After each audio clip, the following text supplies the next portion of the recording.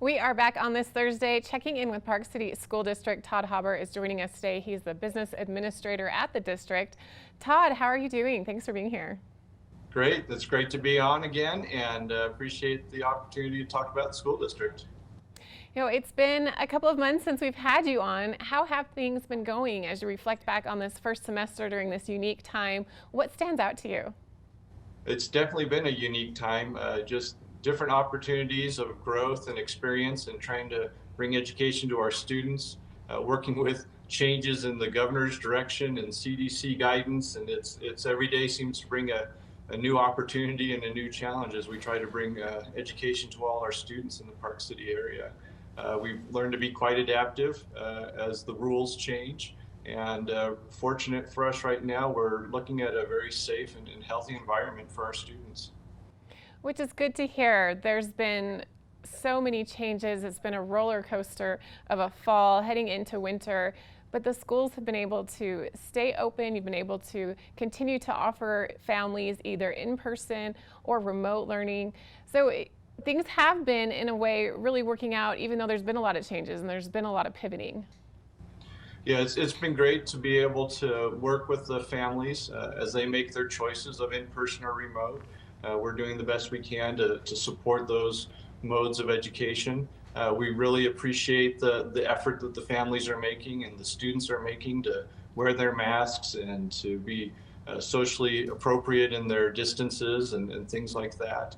So it's really taken an effort on the school district's part to make sure we have all the right sanitation procedures in place and the different protocols working, but it really takes everybody to make this work. And at this point, the evidence shows that we are working well together. And as I mentioned, you're the business administrator at the district. So the business of running a district is quite complicated during normal times. What type of challenges have you had this year on the business side of things?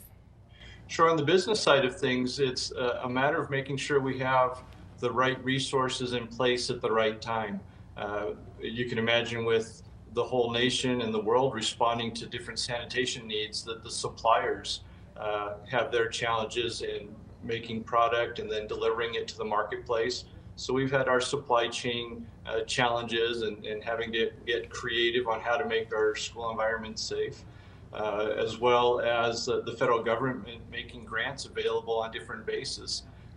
We've had great partnerships with the State Office of Education and getting some federal relief. That's great on the business side because then we're not using the taxpayer dollars of the local people, but we're able to lean on those federal tax dollars. We've also had a great partnership with the county. They've received COVID funds and they've made those available to the district to help offset costs for PPE and other needs that we've had to respond to COVID.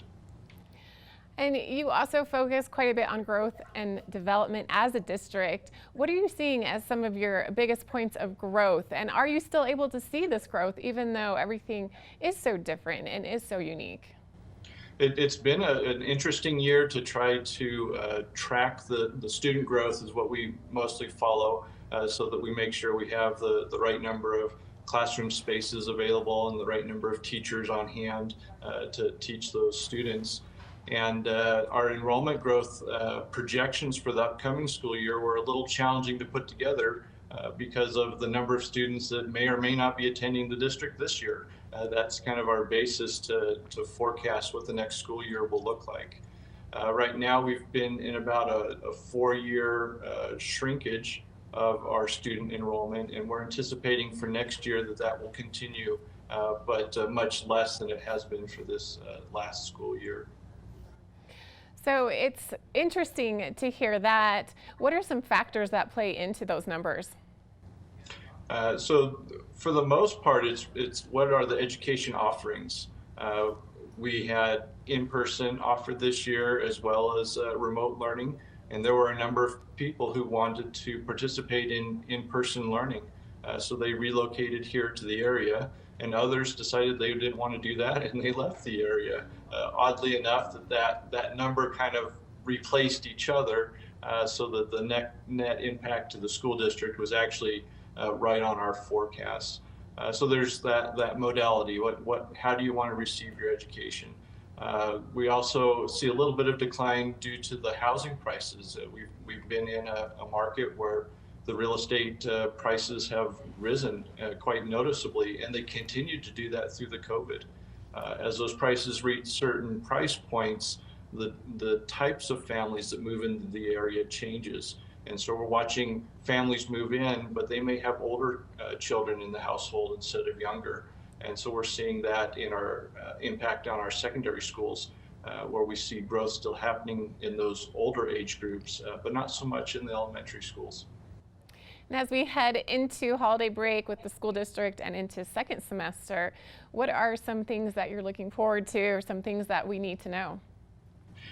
I think we're all looking forward to a great break, the opportunity to step away from a lot of the pressures and strains of working in the school environment and the concerns that the COVID brings with it.